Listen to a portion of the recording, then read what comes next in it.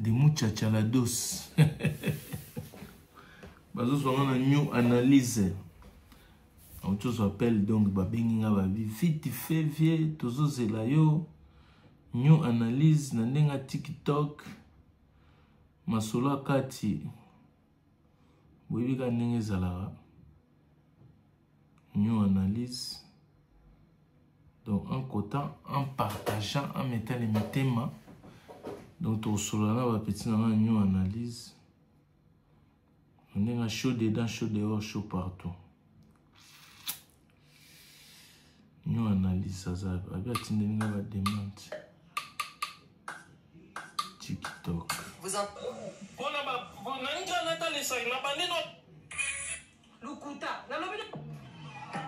new analyse.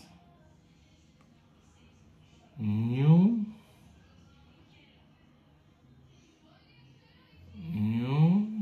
analyse.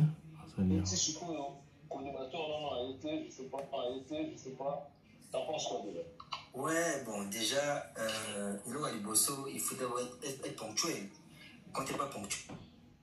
Je comprends très bien. Il faut moi signaler pour dire peut-être que dans un empêchement. Après, voilà. Donc, on a l'impression de bosser. C'est ça, normalement. Bonsoir, bonsoir. New analyse. Toujours.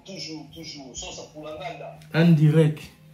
Non, tu vas porter plainte tu vas ngai.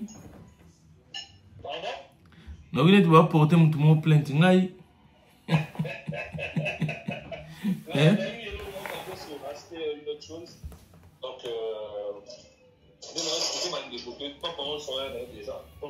Mais ngana zako zela appel na yo. Moi j'étais pas dans TikTok, nazaki na parler na beke. Mais oui, parce que pour moi na beke tu vas m'appeler pour me dire papa ndenge salarati. Non, pour nga ezane na quelle mission. D'accord. Ah ouais, tu m'appelles, tu me dis mon papa je suis qu'on en quota. Donc sois prêt comme ça tu vas voilà. Nazaki prêt depuis lobby. Et puis je suis, comment on dit, Mundele à la peau noire, je respecte les time.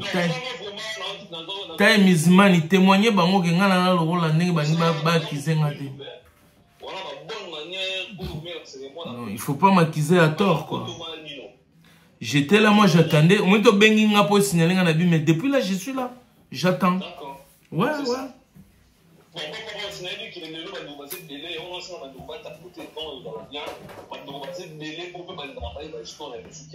Tout ça combien?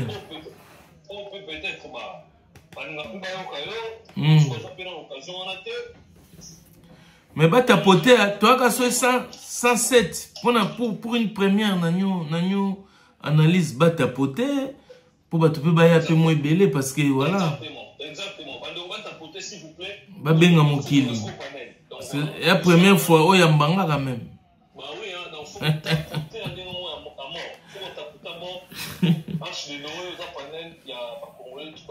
ouais. Ouais. Parce que on a matière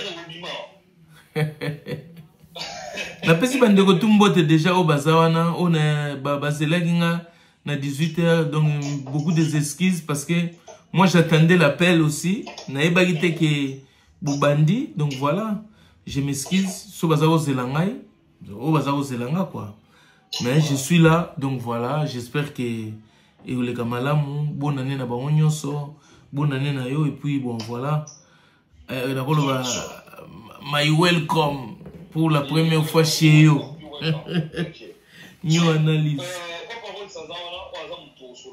Je sais pas d'impression, c'est quelqu'un que tu connais très bien, je pense. Réalité, t'as des mots ou des phrases avant tout fond là, sujet à lui. Ah non, et donc, bon, ce que moi je vais dire, c'est comme tu as dit, moi je le connais parce que je suis finaliste. Très bien. Bon, dans les médias, parce que comme je suis intéressé dans la musique congolaise dans l'actualité, mon travail pour le baccalauréat, bon, faut peut-être peut-être pasteur ou bien à la musique, ou à la musique, acheter la musique à Congo. À Colobaté que Alibi peut pas rester, donc c'est ce que je veux dire. Après, tous on le voit, hein. Après il y a des gens qui suivent, et a des gens qui ne suivent pas. Donc, à un moment, on a pas vidéo vite fait, mais non, c'est un peu ça. Bandeko, tout à côté, tout partager là, il y aura bien surtout. Il faut partager là en masse pour permettre de faire un quota. Au moins, il faut que vous soyez à la fin, il y a ça, il y a un quota peu moins. Là, ils vont eux diffuser les lots au moins éviter. Et là, ils vont partager les lives via moi. Histoire de la musique, il y a au moins. Et nous, une fois de plus, décortiquer la panel des arches des lots. Et maintenant, on va être au salon de Mingi. Et là, c'est la soutien à mission Moro, Bandero, dans la live, Bandero, dans la série, respect à l'invité. Et on va la paix bien. Donc voilà. Papa Rolls, il a dit que tu souviens, moi, préoccupation, père, Bandero, sous ma combien mon père, Warrior, ou Bazali, ma femme, la famille, quoi. Tous arrêtez un peu dans moi, sujet mon concours, dans le rôle, dans la minute, dans le côté, dans la procédure, dans la vérité. Parce qu'à un moment donné, le rôle vous pèse à moi, 1000 ans. Comment on a déjà photo à Fanny pour pas consommer l'idée, je crois qu'il peut choper l'idée par rapport à ce sujet, dans le sens que il s'agit à deux artistes épaules. Je dis histoire en avant, la réalité. De voir c'est la caméra, je ne sais pas. Caméra quoi, je ne sais pas. Caméra, je ne sais pas. Caméra, il n'y a pas parole. Caméra, pour tout le temps, il y a caméra, ça délivre. Ce n'est pas parole, ça dit qu'il y a caméra. Ceux qui sont dans la caméra, ils vont partager en masse. Ma warrior, ma kofifi, ma boulot, ils vont partager là, ils vont ma casse. C'est ça, bien. Voilà. Pas parole, au fur et à mesure, Fanny Poupa, il y a une histoire à l'histoire. On peut même, on a encore la bichopée. C'est qu'il y a l'expérience. Il y a un peu ma musique qui rend bien.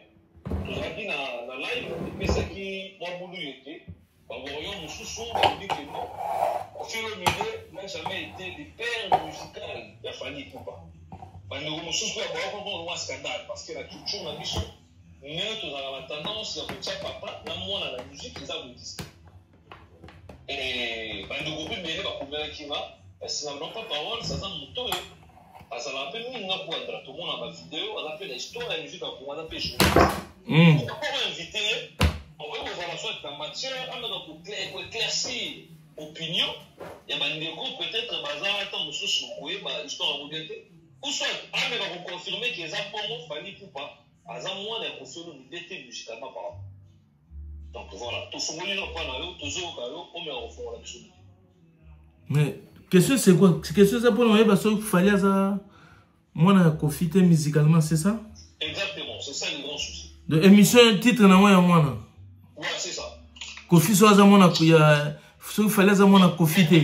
Titre bon c'est pas vraiment une émission genre les avant toujours mais quand solo là. Bon. Bref. Est-ce que Fanny Poupa inné l'enfant musicalement parlant de Kofi Olomide. Bato ba moni que fallait za mwana kofite ba effacer kaka photo wana ba tchela biso tata ya Fally na musique. C'est un mot simple. Nicolas avec la science, l'éthique artificielle là.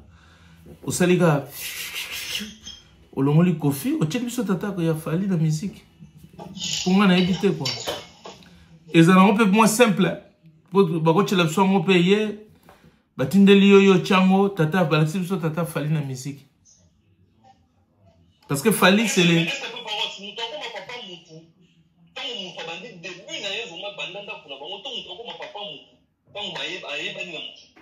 bon, il y a les bossons qui ont expliqué boy.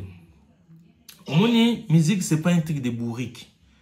La musique c'est un truc des intellectuels. Donc la musique ça fait partie de la culture. Quand on dit quelque chose de culturel, culturel d'autres le quelque chose de culturel, c'est par rapport aux traditions. Comme on peut dire la culture française, la culture européenne, la culture africaine.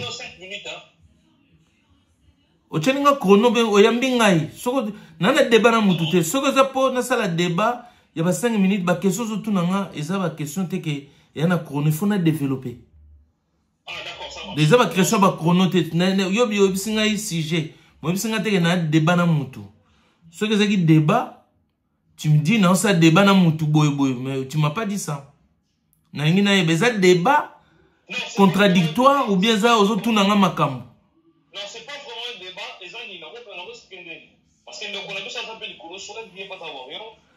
ah, il intervenir. Tant aussi, il intervient. Une journée, c'est son problème. Mais il faut pour comprendre. Parce que tout le monde a une question, c'est pas. de mikate quoi, c'est pas au sali farine, au bois qui n'a ma foute belli. Parce qu'on a payé un exercice à liboso pour pas comprendre que et ça question il y a chronoté exercice simple n'a pas ça que ça. Ce que n'a pas fallu musicalement, tu viens tu effaces Koffi Olomide na ba science artificielle, il y a technologie, tu me mets les papas de Fally musicalement et ça simple. Maintenant, comment insister dans ce qu'on a développé, il y a la culture, ce qu'on appelle culture, il y a encore un ministère de la culture et des arts. Musique est en katikuna. Donc c'est-à-dire quelque chose de culturel, philosophie, il y a la philosophie derrière. Maintenant, quelque chose de culturel, il y a ce qu'on appelle la tradition. Donc si on va dans les sous-ensembles de la culture, on va jusqu'aux traditions. Alors là, de dire Koffi Olomide, papa, il a fallu la musique. Là, on est dans la tradition, donc on est dans la culture africaine, dans nos traditions, dans nos coutumes. Ce qui, baké kotiko pa papa moboé, à la kisayo couture, par exemple, au comme menuisier, au comme tamsous tailleur, au comme mécanicien, au comme sogindeni parce que t'as pas réussi. Nazoka mutu mo azolo bakuna bo soki ça pour tout ça ba émission boy ça sert à rien. Ouais moi il y a des bruits. Les bruits, il y a des bruits mutu parce que là maintenant j'ai réfléchi dans solo na solo donc mutu azo akangine ka micro ayoka là a kozwata na ya kofungula parce que il y a mutu mumi mo azolo bana sima kona ça dérange. Nandalo baboy dans nos traditions obabenga musala maboko so yoko lango c'est-à-dire t'as pas réussi l'école normale. Normal qui veut dire normal entre guillemets.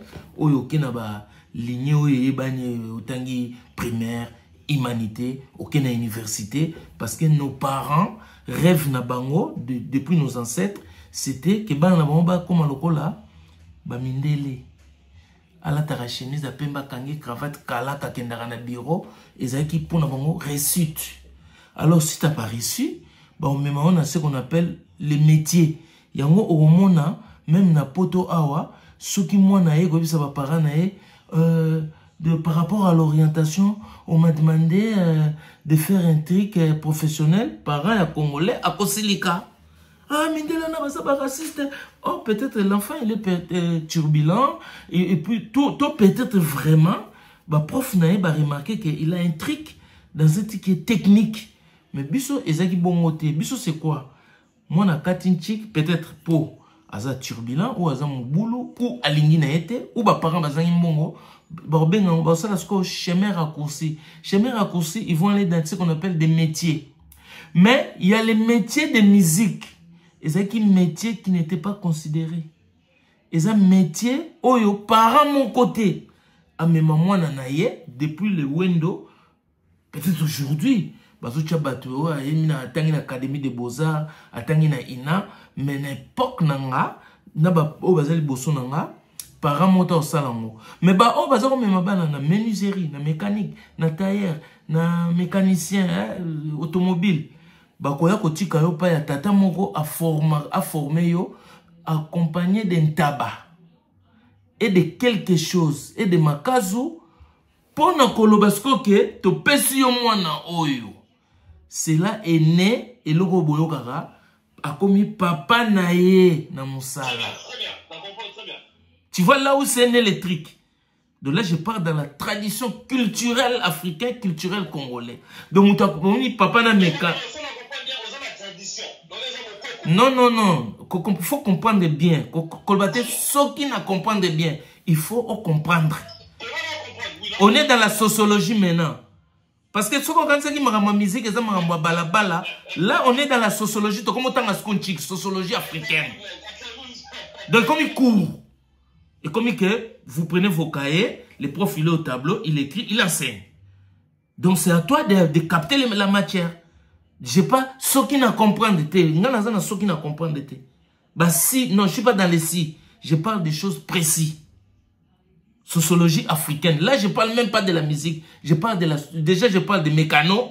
Je parle des menuisiers. Je parle des trucs de métiers. Chambre de métiers. tous les boulots des chambres de métiers. Au Moussa, Tobenga Moussa Maboko. Na Congo, parata mazoki ndotiko, c'est accompagné d'un tabac, de makazu, d'un tsamba, pour nous donner na mutoyo à joyau en charge pour l'action Moussala, au babengi métier, Moussala Yamaboko. Au côté kala panae, a commis papa na yo.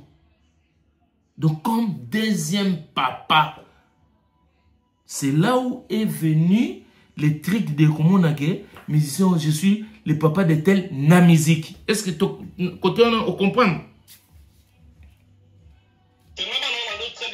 Voilà, là, tout ça d'accord. Maintenant, le seul métier, oyo, babanaï ko accompagner moi na te. Aux parents morota salaki ango, eza musique na muyibi. Parce que musique na miyibi bazali ko sangana. Il y a que les miyibi qui fréquentaient les musiciens. Parce que ba fa ko so ba uti ko yiba yiba, ba passe maman ba kena obuka na banganda noa, ba rap mingi za osama na basimandako na côté lupango moko boye, eza lokola ba parents ba négligent, ba tekaka noa pa vie moko bonde bo répétaka. Alors, par mon côté, la musique. Alors, les musiciens, ils accueillaient les chanteurs librement, sans l'autorisation des parents. Ils devenaient automatiquement, parce que c'est un métier, c'est un boulot, donc, comparé, bien que bien que automatiquement, l'action musique a comme papa na yo na musique par rapport ya ndenge bazao kendotika batu na ba mécano na batailleur na banine. Donc voilà. Donc maintenant il faut la sukoyo Fali, il arrive chez Kofi. Pour comme un âne. C'est qu'il est aujourd'hui. Automatiquement Fali moi il y a Fali moi na Kofi. Oh, à mon igazan papa mon sous. Fallait un papa mon sous. Qui m'amène ces papas-là. Point barre. Explication à moi là. Hein. Merci beaucoup, Papa Mols. Franchement, excusez-moi, je suis un peu. Voilà. Mais, moi, dans le gâteau, quand vous appelez Maroba, toi, là, de comment on s'appelle la panel. Problème est je suis là. Pardon? J'ai dit problème est je suis là. Ouais, d'accord, c'est ça. Donc, soit, toujours quand on a le micro, comme ça, tout avancer. Ben, donc voilà, c'est tout à côté, s'il vous plaît, tout partager là avec vos Arabiens, s'il vous plaît. Ouais, c'est bon, je peux. Ouais, très bien. Ouais, très bien. Ouais, moi, ce que je voulais dire par rapport à ça, par rapport à papa, déjà dans son argumentaire, en tout cas, j'ai rien compris. Mais bon, je vais quand même argumenter par rapport à tout ce qui est culturel et relatif à la culture. Pourquoi il y a ministre de la culture dans le monde? C'est parce que comment on appelle les ministres, on a vu partie à ministre de la culture. Le ministre de la culture favorise le développement de tout ce qui est art. Et au Congo, la musique. De l'art. On n'a même pas au Congo. Tout ce qui est art. On favorise le développement de la ministre. Voilà pourquoi il est là. Voilà pourquoi on nomme un ministre de la culture. C'est bien précisé, ministre de la culture. Parce que lui, il est là pour à Kamba, secteur Naïwana. Et tout ce qui est art. Je pense que la musique n'est pas qu'à Fali. On ne peut pas dire avant, la musique n'est pas qu'à Fali. C'est pas qu'à Kofi. C'est pas qu'à Wemba. On dit que c'est un art, on va dire. Maintenant, est-ce que on est RDC, on n'appelle pas qu'à Kofi, on avait interdit la musique? Non. Papa a beau à continuer à moi la musique, c'était parce que papa a vu un modèle Bazaki.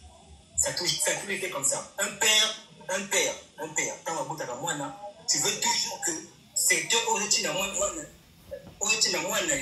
faut qu'il y ait un modèle.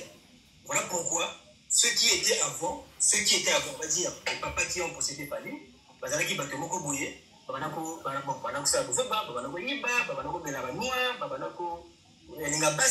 du coup, pour un parent, pour un père qui veut bien que son fils se développe, à Kochindaye, mais la RDC n'a jamais interdit un Congolais ou bien un citoyen de faire la musique.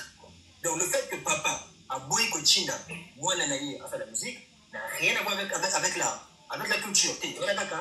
Papa, c'est-à-dire, pour l'intervention moi Nanaye, il ne veut pas.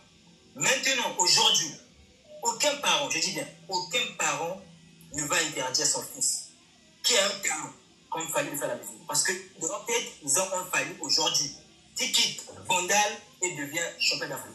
Donc, sur ce, Fally aujourd'hui est l'exemple de la jeunesse congolaise pour dire que les anciens nous vont donner une image qu'un musicien, c'est un fumeur de chanvre, un musicien, c'est un mec à meuf, un musicien, c'est un poli. Mais Fally vient effacer tout ça.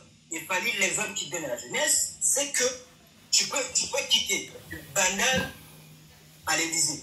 Aujourd'hui, Fally, le banal, sous-peuple, devient un invité à l'Élysée. Donc, pour les parents d'aujourd'hui, qui ont des enfants talentueux, qui savent chanter, comme ils dans l'école de la musique, parce qu'ils ont un exemple de Fally, par exemple, que moi, la biso, ceux qui ont talent, s'il est sérieux, si on l'accompagne, demain, il peut devenir un deuxième Fally. Mais à l'époque, ce n'était pas ça. Donc, il a fallu que Fally vienne, alors la image wana la mabé, où on va aller au musicien à Boussam. Aujourd'hui, c'est comme tu dis, on a Fukawa. Les papas congolais qui ont des enfants qui savent chanter, bah, comme on continue à avoir The Voice.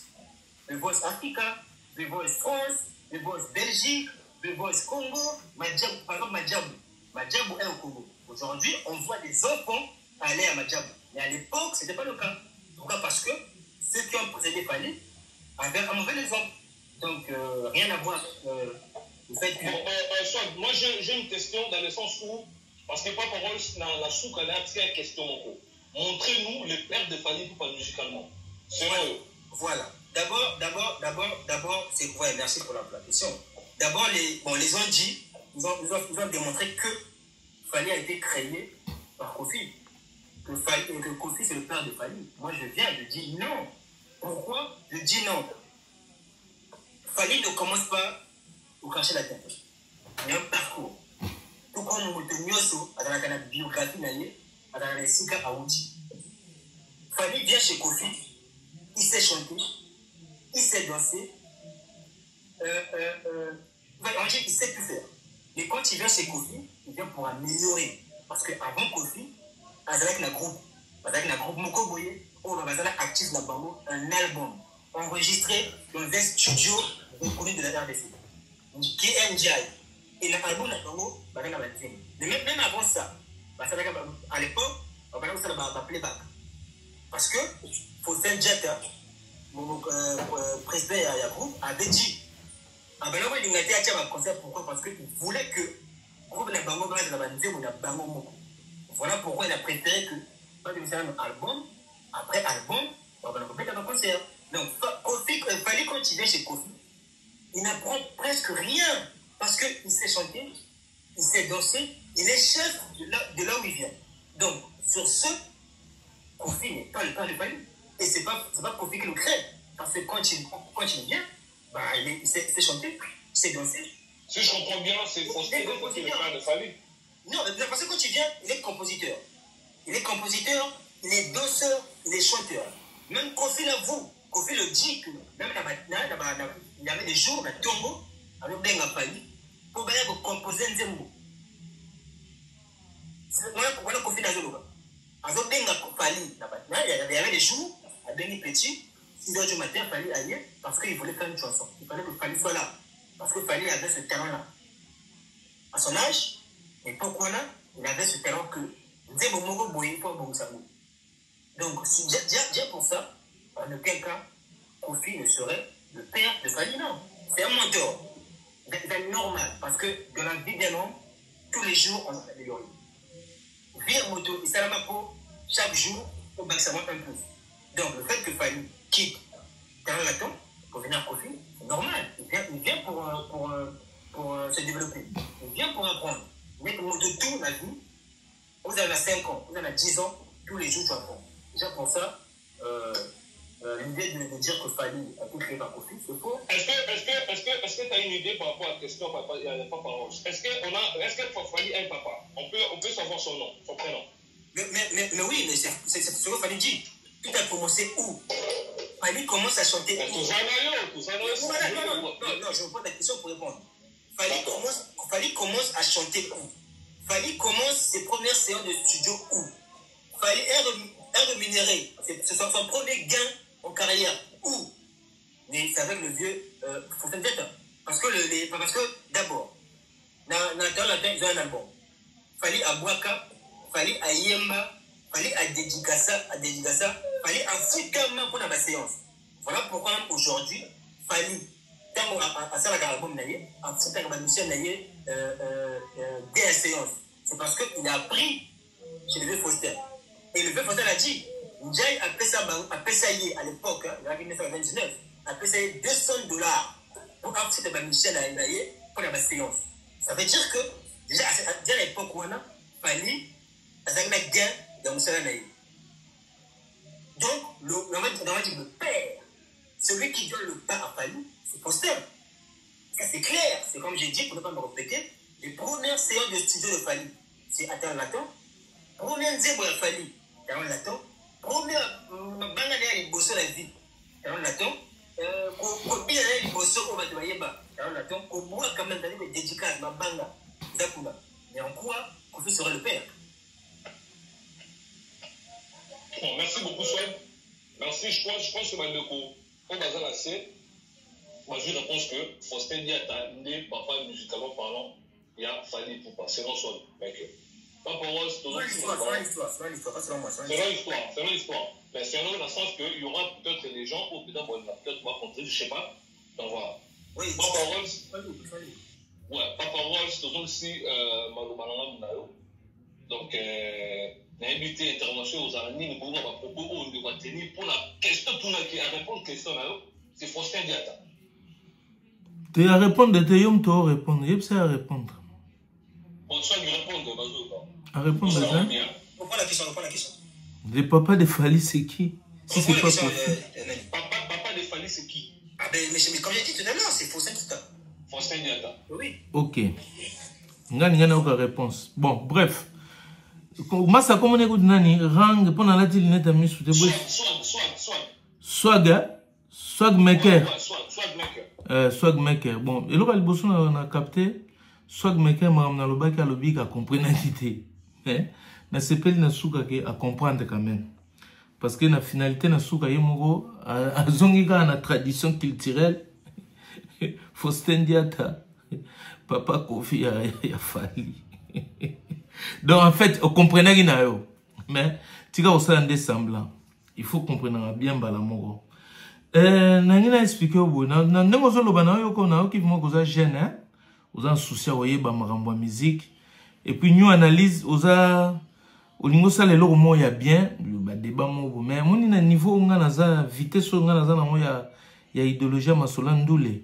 Il faut soko yena mutu, yela nga mutu moko ta muso za na to ça de masolo. Peut-être nga kasaki yo yambanga mais na moni tu créer tout ça ka débat mais problème est na ko ça l'effort. Tout ça les logos yo lingi tout ça là. Nanga kana lo baboye. Omoni nenge soit galobi.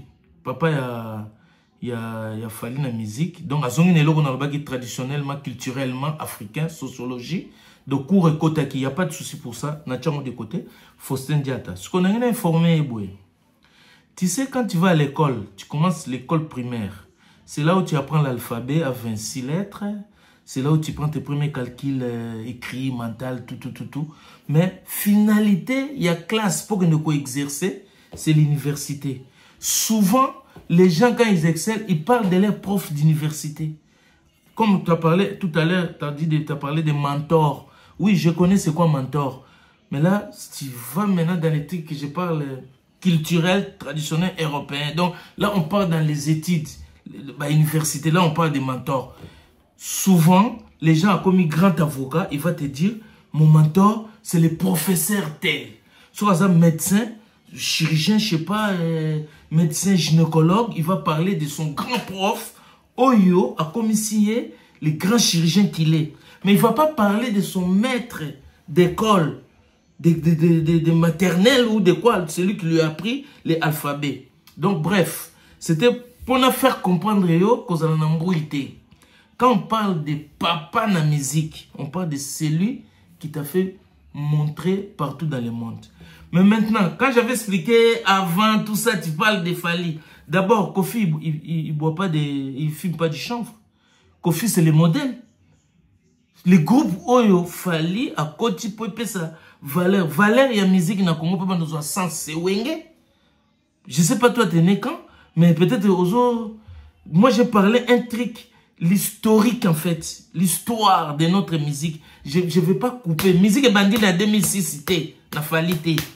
Donc, au moins, attends, tu sauras bimi lelo na science moko bonelo moko asala ke fort atanga ba livre atangi wana c'est des professeurs qui ont misu ba kufa ba philosophie ozo développer onga na loba ba misu ba komango o ba pesa maele ba kufa ba proverbe na bando employé ba tuana ba salango ba kenda.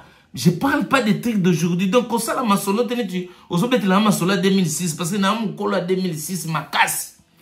Maintenant, je vais t'expliquer un truc. Fally, pour baïbe na mukili, c'est Kofi Olomide. Les 200 euros que tu parles, Faustin Dia t'a donné dans les studios, machin que tu parles là, c'est l'argent que Kofi donnait à Faustin. Faustin Dia, il travaillait chez Kofi. Son talent latin, c'est les pépinières des quartiers latins.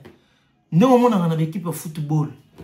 Barcelone, Bazana Massa, Real Madrid, dans une équipe de foot. PSG, dans une équipe de foot. Équipe de France, dans la Clairefontaine. C'est pareil. Nous, on a une maison mère. Bateau tout le monde pas ouais rabaké basali ba orchestre ouais razo benda ba musicien azu musicien la cause c'est belé. Mais sois pas étonné. C'est la prolongation des maisons mères. JB tout autour de lui quand il regarde dans les Kitambo, tous ces gens-là qui jouent comme les Wenge, tu veux faire les beaux gosses comme JB. Ozu musicien mo ba oyemba le la wera. Mais JB a consoyé. A consoyé, c'est ça pépinière naé. C'est comme ça. Donc ceux qui jouaient à Oudina Massa, na Catalogne, on a pas Catalogne, côté Messi à Outa, na Catalogne, on dit Messi dans la Outa na Catalogne, bah si Rodonadino au coquipé kokende, parce que otozo zoa oyo à moi nandaku, mais ça vous bête na Barça, ça c'est déjà na Catalogne, na pépinière, donc talent latin, zong le rôle là-bas pépinière, parce que mbongo qui fait fonctionner talent latin, c'est l'argent de Kofi. Peut-être Yondo Yebite. Faustin Dia, il était le secrétaire du mouvement Kofi, c'est le travailleur à Kofi. Tout ce qu'il allait, les laits qu'il donnait à Fally là-bas quand il répétait.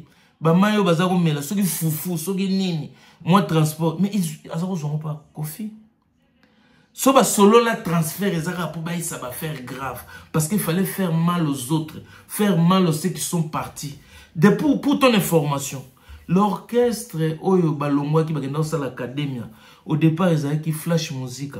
Mais les orchestres, ils ont un quartier Mamami. Nambinza Ozone, c'est à côté de Saint-Luc. Bazabana ba quartier ba Kofi. Kofi commence à prendre les musiciens un par un. Suzuki, à Barambwa. Viens à Bangoya quartier. Au final, orchestre me comme une quartier n'a pas les bouts. Orchestre me comme une quartier latin. C'est leur grand frère, c'est Antoine quoi. Peut-être tout tu sais pas. Et quand je parle de musique base, ils avaient logo bazo qui était comme moi n'était parce que ils allaient qui na rang social il y a Congo il y a na culturel national expliquer qu'il y a un moins rapide mais ils sont moins difficile peut-être pour comprendre parce que bah il peut qu'on comprendre noter je te comprends qu'on comprendre était parce que c'est toute une ils ont cours la sociologie c'est vaste et quand vous êtes dans une minute émission on explique pour comprendre et là on a autant le bon bref. Comprendre. Ou capacité à comprendre. Donc, pour ton information, sur le baraté, Faustin Diata, tout ce qu'il donnait à Fally dans Talent Latin, c'est l'argent des Kofi. De tout ce qu'il faisait là, il préparait les relèves des quartiers latins. Quand tu parles de Fally, venez répéter avec son grand. Parce que non, mais c'est comme ça la musique. La musique, c'est un jeu d'ensemble, c'est un orchestre. Sinon, on préparait une zémoutier, mon petit. Tu viens avec moi, tu es chanteur. Moi, je fais une voix, toi, tu viens, tu mets en bas. Mais c'est comme ça. Mais On fait ça ensemble. C'est un orchestre. Vous connaissez ce qu'on appelle l'orchestre? On travaille ensemble. On prépare des choses. Maintenant, si vous avez une analyse, vous avez les seuls qui ont fait cette émission. Il y a combien de petits qui ont pas pour toute cette émission? On a pris une analyse. L'objet qui est bien dans les langues. Il y a foulanga. Dans une émission, nous analyse. Nous avons lu Vito dans la bouée. Nous avons vendu dans solennel nous analyse. Ouais, voilà, j'ai voulu. Parce que nous analyse à foulanga. Tant que nous journalisme, il y a Zalaki. C'est comme avec Kofi. Quand Kofi chantait, il était là. Donc, tika ba raisonnement. Ou même fallait au sécario. Bon, à ce côté, on comprendre la fan. Mais on va m'en manquer. Juste bilo lobby, on comprend pas. Mais c'est pas grave. On peut continuer. Bon, soit vous avez invité mon papa rejoindre. Et non, c'est que la macasse n'a pas ça parce que j'apprends beaucoup. La matière n'a mis non. J'apprends beaucoup. Même dans ma commentaire, il y a des gens qui interviennent. Bon, pour m'appeler ma commentaire en bien. Et ça va bien. Non, tu as pas commentaire, tu as s'abstenir dans les commentaires, tout solo la tranquille. Ouais, c'est ça. Bon, moi, je regarde vite fait pour apprendre à tout le monde quelque chose. Quoi. Non, moi, je regarde pas. Moi, je pense que tout le monde il faut la polémique, c'était pour la culture. On comprend. Donc voilà. Soit, je sais pas, soit on va rajouter par rapport à ma parole à tout le monde. Ouais, parce que moi, quand on est coaché, c'est ce que je voulais un peu dans le delà. Kofi dit, bon, par rapport à le but de pépinière, ce qui est déjà faux. Pourquoi? Parce que Fali n'a pas été pioché. Fali, c'est un artiste recommandé. Kofi qui dit à Ituchi, il veut un artiste qui danse bien, qui chante bien, qui est beau. C'est ça la demande de Kofi. Comment ça, Pépinière Nayo, Oye Biété, au monde a qualité. Après, on le bac non, Kofi a demandé à Ituchi de chercher un musicien qui sait danser, qui sait chanter et qui est beau. Et ce profil-là de Fali était une pépite à Bandal. Voilà pourquoi il y a que Tucci est un membre de Talatan avait déjà le profil en tête. C'est vrai que Kofi le recommande. Aïe Kozoye a mémé la Kofi. Et quand tu as mémé la Montfleury, Kofi ne le connaissait pas. Sinon il aurait dit que, oh, tu es vraiment, mais bien quoi. Il n'a jamais dit ça. Ah, Yembanam, Ayembi, c'est frisson. Yemoko, Nenga leader, c'est comme si elle est le côté. Binam la bini. Donc, déjà pour ça, ça contredit ce que dit Papa Rose. Deuxième ma caméra d'école. Je dis bien, aucun élève, ou encore aucun élève, ne viendra vanter un professeur, si ce n'est pas une matière, matière à vanter. Mais chaque élève vante toujours l'école où il a fréquenté. Parce que la différence avec moi dans mon cas, là où il y a une université, c'est qu'il y a une université, il y a ce qu'on appelle professeur au Sala. Tant que nous avons un examen d'État, tout n'a qu'à y. Bon, aujourd'hui, par exemple, série, par exemple, ils ont la littérature, série C, ils ont la technique. Mais comment on appelle, tant que Badinchik, tant que nous avons la maternelle, à Badinchik, ailleurs, de l'autre côté, on apprend à écrire et à lire. Le parcours élève. Le parcours élève, il va citer où il a commencé. C'est pénalier jusqu'à l'université. On ne vient jamais vanter un professeur. C'est la matière qui. On vante l'école où on a appris comme ça. Voilà pourquoi je pose la question. Fali a appris à chanter, pas chez Kofi, parce que quand tu viens, il est chanteur. Fali a appris à danser, pas chez Kofi, parce que quand tu viens, il est danseur. Fali a appris à animer, pas chez Kofi, parce que déjà, a appris à calme. Donc, tout ce que dit Papa Rose, et contradictoire n'a fait dans l'histoire. Donc, il y a ma camouflage à pépinière. En plus, ma camouflage à Faustin. Mais Papa Rose, aujourd'hui, il travaille. Par exemple, hein, bon, je ne sais pas, il travaille, mais il travaille. Mais s'il est là, à se décider, à faire une entreprise, n'a pas bouillé, dans combien Papa Rose? Est-ce que, patron, on a ici, qu'à ça, à financer l'entreprise? Non! Rien à voir avec le Faustin manager et le Faustin président. Parce que là-bas, il est manager parce que c'est un manager, mais l'intérieur de l'État, il est président parce qu'il est président. Donc c'est deux choses. Ils ont quoi dans lui, on parle de travail. Est-ce que patron naïe, c'était la bango, bango n'est pas foutu dans la business? Non. Papa Rose patron et travailleur, c'est deux choses. Donc en tout cas, Papa Rose doit voir beaucoup de choses.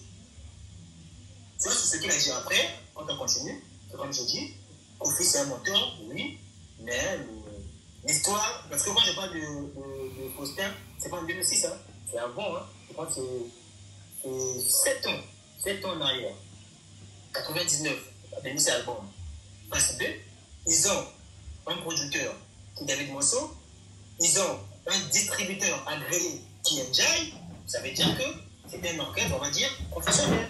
Et deux sortes de là où on a commencé qui est, c'est Njai qui lui donne. Njai lui dit, fais un album, je serai le financeur, c'est tout. C'est ce que Faustin a dit. Donc là où on est gratuit, la compte de Yomoko, rien à voir avec Makamono, avec le manager, pourquoi pas dans football. Donc il y a une différence entre Faustin Diata, directeur de chez Caché la Terre, et Faustin, président de son orchestre. Il y a deux choses. Donc, juste pour ça, je laisse la parole. Merci beaucoup pour parole. Bon, je ne sais pas, est-ce qu'on comprend des combats? Yoga, Mabi. Nangina Baboy. Bref, non, parce que dans mon étude, là, ils ont moulaï pour moi, parce que ils ont trop. Yoga, pourquoi on a bien ils ont moulaï? C'est comme si je préfère même que Oyambinga au solo lima solo. Pourquoi? Parce que par curiosité, mais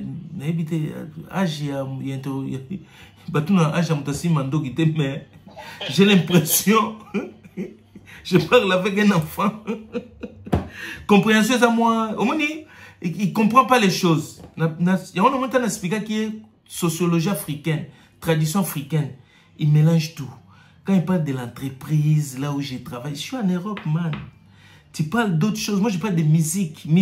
C'est pour ça que j'explique que d'abord, qu'est-ce que signifie parce que question est un sujet d'abord, si Kofi est papa de Kofi, il y a des fallis dans la musique. De ce qu'on comprend, non, le logo, on a été, on va compliquer ma mon azoloba. Vous comprenez? On a difficulté à comprendre ma azoloba, mon frère, swag. Mentor, non comprendre yo, c'est pas un problème, mais on comprendre. On a expliqué au boy. On a eu besoin de mon boy, vocal mon oyemba, il a fallu pour nous que pour le bi élève à l'obélara école à moi je parle pas de l'école. Nabi Moutousso qui a ici Banchik, l'université. Quartier latin c'est comme l'université, il y a musique. Donc, ce que vous tango comme un quartier latin, tout le monde va mettre la musique, tala ba test na ba orchestre, tala ba musicien ba kena na ba orchestre ba quartier latin c'est le premier groupe où il y a tous les mois. Quartier latin il y a un salaire, il y a un standing. Donc, na vie na biso ya Congo, tout na époque coloniale, batu bazu baniti, batu ba kalaka ba comme ba responsable. Université nde ba parents ta bateki makala bateki mikate souci na bango moi na bango si ça université donc nous ça la rapprochement na exemple na pour faire comprendre yo qu'est-ce que ça représente quartier latin c'est comme l'université. Alors quelqu'un qui veut définir l'université il va on va mettre na ngamo école primaire na bossa na geti lelo na notre na Sainte-Marie na Notre-Dame mettre un koi. Donc mettre un koi des fois tu au bête mané chokufana mettre loulou mais son anina solo la masolo il y a ouverture il y a monde. C'est pas mettre un koi et mettre loulou que je vais parler de Bonso Duel, celui qui m'a donné les goûts de l'histoire et de la géographie. Tu vois les délires. Donc quand je parle de l'université je parle de ponga na université na suki na niveau humanitaire au moins na komaki. Mais Moutou a sali l'université, on appelle ça exemple. Oh, comme professeur, médecin, il y a quelque chose, il va parler de ces professeurs-là. Oh, il a travaillé dans le cabinet. Peut-être qu'il y a évité ce que vous comprenez de l'eau. Ça, c'est encore compliqué. Encore, vous n'avez pas expliqué le monde. Donc, comme on a école, tout ça là, et personne n'est toujours comprendre. Donc, ça, c'est un. Maintenant, comme quartier, la université, pour la fali. Donc, la musique, il tombe dans bêta. Pour y reconnaître que pépinière. Pépinière. Ceux qui sont dirait PDG président à Real Madrid. Quand il veut un joueur, tu crois que lui, il descend dans l'équipe préparatoire là-bas pour aller voir les joueurs. Lui, il fait des stars, les galactiques. Il demande à Ancelotti, trouve-moi Mbappé. C'est Ancelotti de dire, bon, je vais prendre Mbappé, mais je vais composer une équipe tout autour de Mbappé, mais je vais récupérer les joueurs. Donc, tout à cette époque-là, il est comme Ancelotti. Sorolandi, dans le recrutement, dans le Fali Bayaki, c'est lui qui donnait les leçons, les modes à suivre. Dès qu'on a équipe longue, joueur tout mais Modric, il faut bâtir. Parce que lui, c'est lui qui va faire l'encadrement. Il n'est plus là pour les courses, pour les mbangou, mais il est là pour encadrer les jeunes qui arrivent.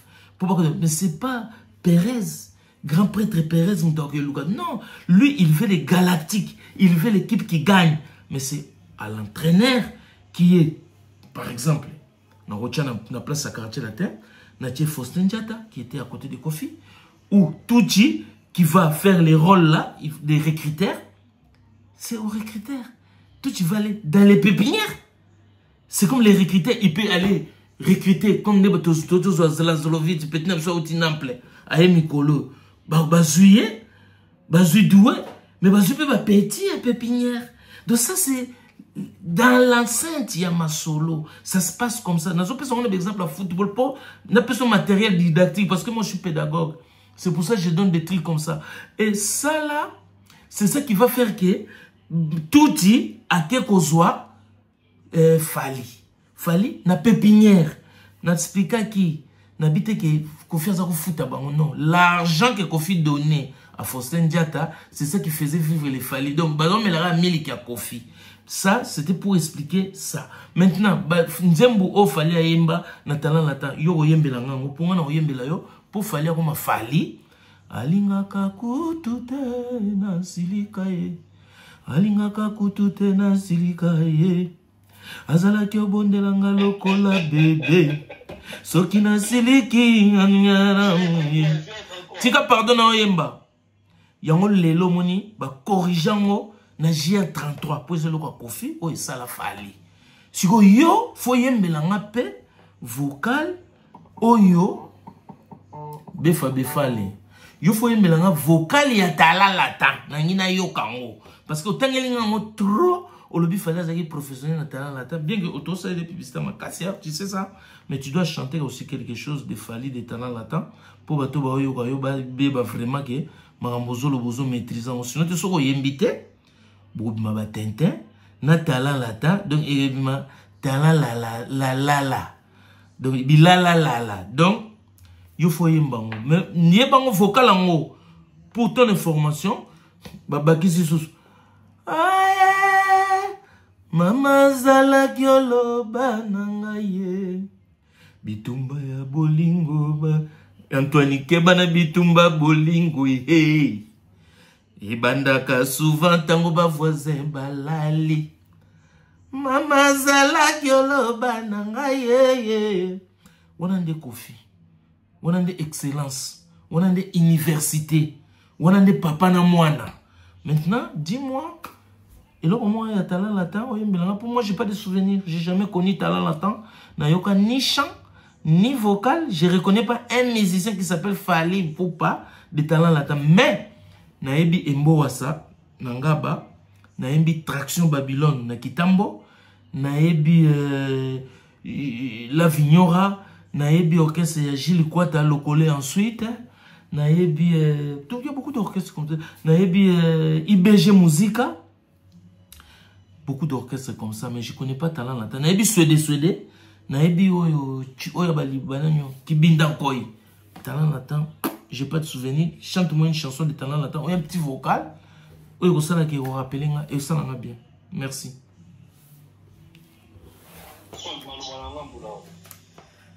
Ouais, bon. moi j'ai écouté tranquillement. La zone de Makambo, il y a pépinière. C'est comme tout à l'heure, je viens de redire. Faustin Diatta, directeur, et Faustin Diatta, président d'un groupe, c'est deux choses. Moi, là, c'est celle-ci. Franchement, là-bas, c'est ça. Ouais, mais c'est ça, ouais. Comme je dis, c'est deux choses. Là-bas, Diatta est directeur. Là-dedans, qu'on appelle Diatta est président. Yemba nanou, tout ça m'a yemba. Il faut yemba, so yembite na kiti na ngai. Maintenant, à l'obéli makambo ya, comment on appelle?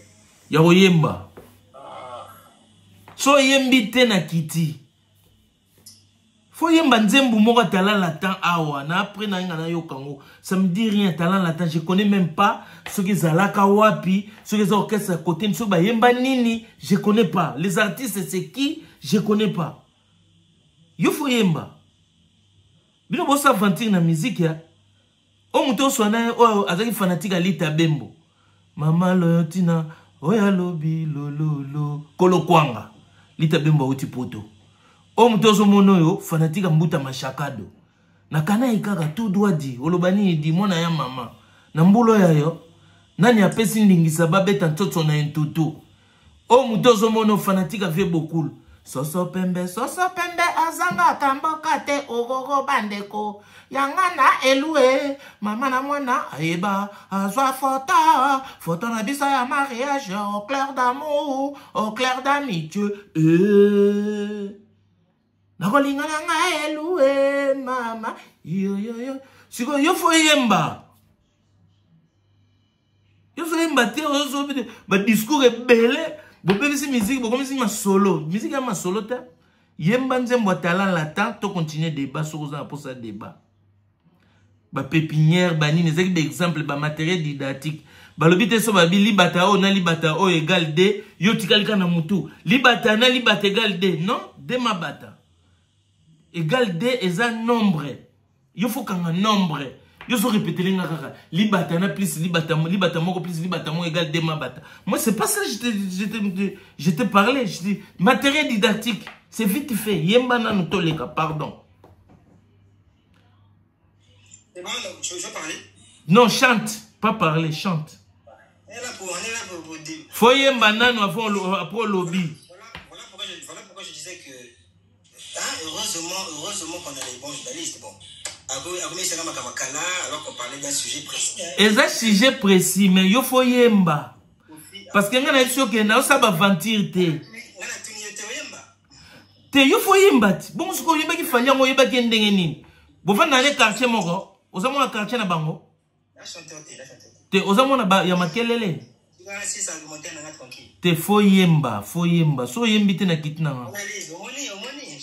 Nous analyse, c'est pas j'avais dit. Toi tu m'avais dit tout ça émission, tout ça contradictoire. Mais le gars il a fait belle. Il faut yemba. Le gars il a insisté. Talent yemba. Faut yemba. Fallait avoir au côté. Yemba nzembu na ye. Au décevoir ye. T'arrives pas à chanter sa chanson de talent latin au bolobara er nyoso. Faustin Diatta, amema bangwa. Na Kazangul bakenda kitambo. Voyage basaka na Kasavubu. Non mais oui bandengini osanganga. Non, nabina yo yemba swag. Yembela ngai yoka ngai ngana yebite. Mais faut yemba après on peut se argument so yembi et révéler ngai na loba. Ah, nze monde zaki bango. Je ne suis pas chanteur. Non, mais non, est-ce que moi j'ai chanté? Je na yembi danger. Je ne sais pas si on a chanté ou pas. Non, mais moi j'ai pas bien chanté hein. J'ai juste fait Alingaka kutute don yembi danger. Ah, na gumbi kingote. Ah. Et ça ne peut gumbi kingote. Yo na bimi do moninga skombo mo chanter. Te faut yemba tout droit. Alingaka kutute na ziligaye. Alingaka kutute na ziligaye. Soki na ziliki abondela kangaye. alobaka nanga kutu akomemanga na hippodrome. Hippodrome de Vincennes de Paris. Oui, président de na imbaki tout droit. So na tchaka bolinga lobo na imbi na chanter. Eza makamte na chanter. Moi je suis pas un chanteur. Mais na embelion nzembu oyo quand même vocalo esala fali. Ce qu'on va voir na mémoire te parce que si on dit qu'on rappelle on denga na embeli fali o lobo na fingi fali. J'ai pas besoin de ça. Mais yonde yembanga na yoka et ça na maman. Big show, merci. Papa Roger c'est un de quoi yemba. Faut yemba poto continuer débat. Soit yembité non ça débat na mutu monte ka yebi l'autre côté il vient parler. J'ai pas le temps. C'est chaud. Oh, bon na yembi ça fali bien moté. Kendo beta vidéo au monde na yembi ça fali. Konika yembi ça artiste. Artiste oyemba yoza fan na yo lobi mambatana. Mais na lobby défense aux autres sala, soko sala, soko avocat yé, ayeko défendre moto. Il doit mener tous les éléments avec lui. Il va pas expliquer ah non, j'ai oublié tel papier. Non, tu défends, on est là. Pour moi c'est une surprise que ça qui tribunal, je savais pas. Donc là je me retrouve dans un tribunal mais c'est pour ça nabi avant bandaro lobabilo rozolo belé parce que moi tes discours de belé là moi ça me dérange parce que tu me perds le temps en fait. Tu dois chanter d'abord nzembo talent la tapona ba pour les autres douter que l'orchestre est là. Pour ton information, je ne connais pas cet orchestre. J'ai jamais entendu parler des talents là. Moi, pas parole. Moi, si tu veux, là, tu vas c'est tout. Non, coachate. Non. Soko che na bimi. Soko che kaka na bimi. C'est que nga pe na kocha ya tala nana Saint Makasi. Nana Jibel. Na kocha la yo, il y a JR33 suko à corriger. Moi j'ai 33 ko sukola biloko wana na koyo ka salite na minicho basaka on a studio nini obina basaka on a studio nini rappelenga basaka on a studio nini bon na chelo tsoyo chango na chelio o j'ai 33 mi na studio ndaka kofi na nini na mon fleri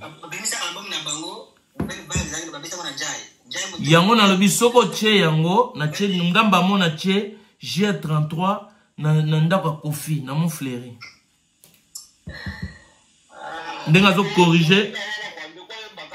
Foyemba, pour te continuer débat. Foyemba. Teme. Nabia.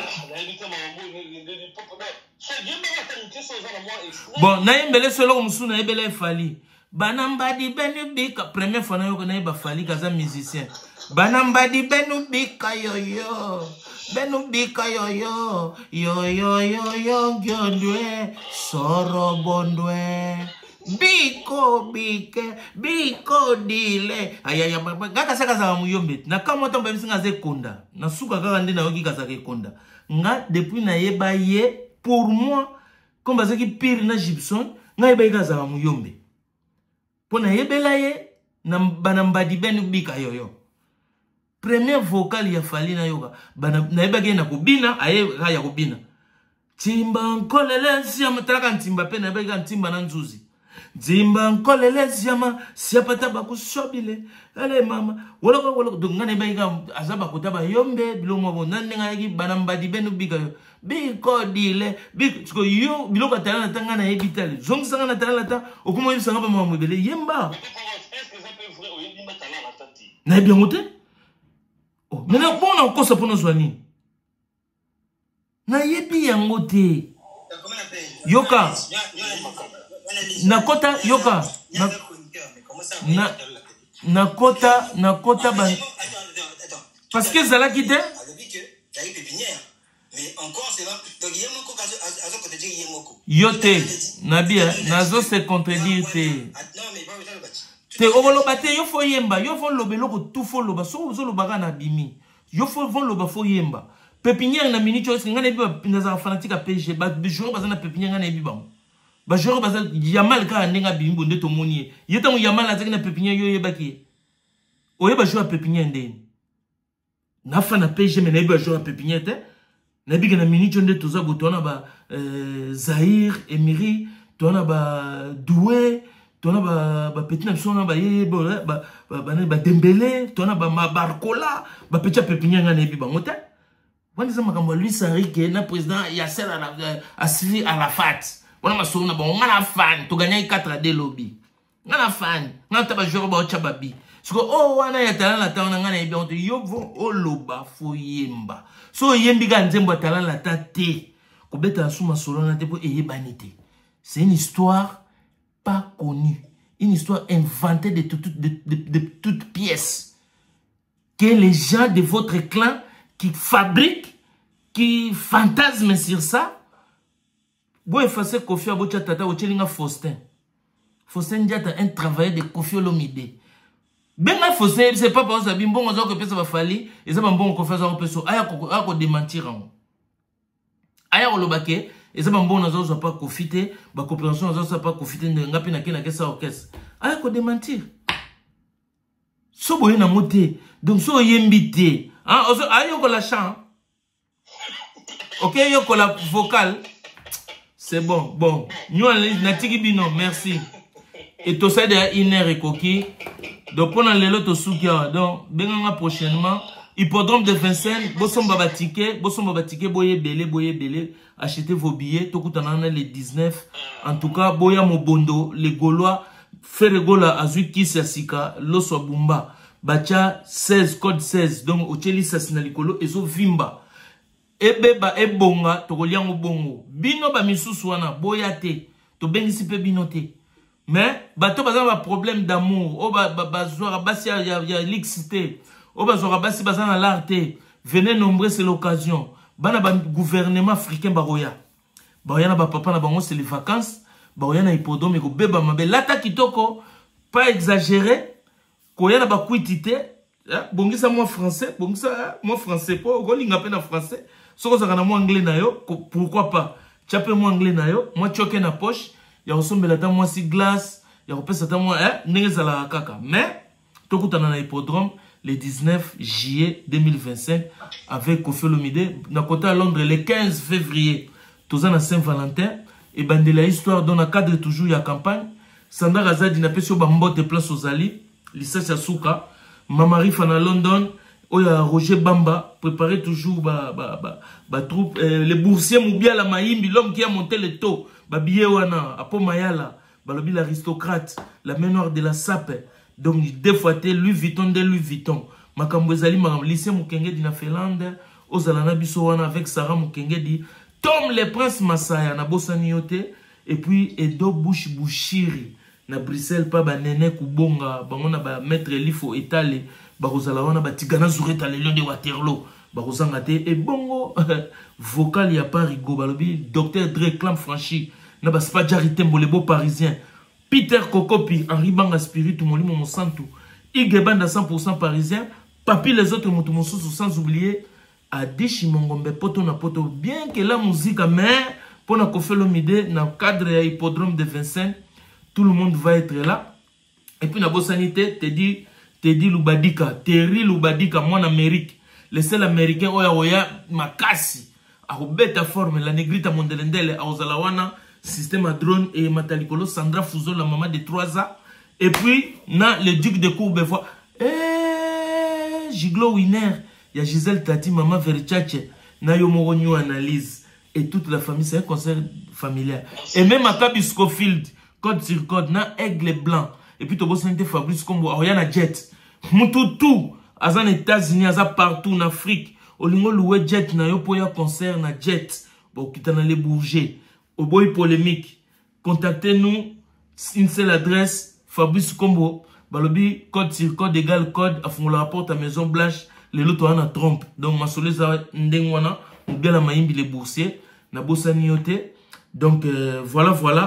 Merci, na onyo analyse. Mais, prochainement, tout ça l'émission bien.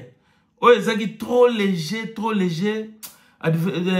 Interlocuteur nanga azana mona mukeli. Donc aza bané à 2000 donc nga mona 1900 donc yaza ba 2000 donc abandi musique na 2006 il y a un souci grave bata streaming bata data donc c'est trop dit nga aza muta disque à 33 tours tourner disque ya ba radio cassette à Kasuga na X bass. Donc bato bolo bonza ko na uti musika na makambo muziki na yebi lomingo lida donc namona bato bele donc namona nde ba mise ba silaka namona mopero ya maloba viki ye chama avida donc namona lita bembo mama loyotina kolokwanga ekonda ya liboso na musique oyo pe tomona ndenge sila aza na Bruxelles aza musika te donc namona trop donc voilà pendant ma petite 2006 bazwaka leçon ba comprendre tokute na mbalasima merci beaucoup na kei na yo panzaka sango ya hippodrome de Vincennes et début sauf na campagne yebisa ba somba ba billet le plus important ba somba ba billet nanga beta sous cette na moni batindelinga ba vidéo ba soulenga batindelinga ba vidéo ya Makoma Nathalie Makoma zobeta na hippodrome de Vincennes nanga na expliquer ma Nathalie Makoma sa karaoke ya bato ya cheval les a concerté tango Kofi a cheki concert ba bio ezala festival OK Kofi obeta concert mais Makoma zobeta karaoke batindelinga Makoma zobeta concert Makoma zobeta karaoke ya mutu mo a gagné ba million en punda ba bengisi bango so botali on bomona ke ba komi concerté ba teka ba billet et puis bango pe ba kende concert donc c'est-à-dire ezala ki karaoke et puis batindelinga sous vidéo ya jeune moko à Ken Fnac il joue à lever les cassettes de platinium pour remplacer avec des cassettes oyo boye histoire nango oyo musique ya mutambonda effacer yango donc osomona na orchestre bango moko kaka bazui orchestre musique ya mbonda effacer musique na bango moko do bazo remplacer pour na osana neti zizani ko pesa neti ke Kofi les rejeté en Europe or que ça ba china donc tant lo barake vous combattez Kofi partout parce que besoin de l'ombre n'est partout jusqu'à aller faire des vidéos comme ça et sopi bino vraiment mais hippodrome de Vincennes biso to kozala wana mobondo avec les Gaulois expression moi kitoko quoi ça qui a l'osso bomba faire rigola check à suivre osala moi koloba merci na yo en tout cas bye bye c'était gentil mais bon à la prochaine yo ebiga merci beaucoup c'était gentil mais bon à la prochaine yo ebiga merci